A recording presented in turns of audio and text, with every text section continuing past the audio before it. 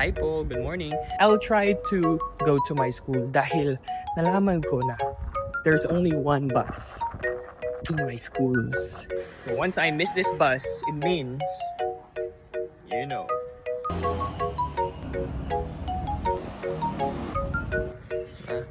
Bagong gising lang oh. Hindi natin pwedeng ma-miss this time ang mga bus. I mean ang bus kasi isa lang yung bus natin going to school.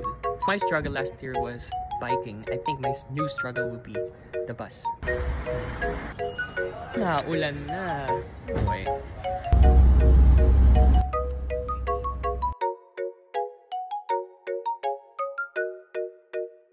Mountainous region. I think malapit na yung isang school ko, the first school. On the way lang pala yung isang school. Scout the place. May bagyo nga pala. This is literally a small village. I think that's my school. I saw my school. The wind is too strong. Just went here to scout the place. Going back to my place.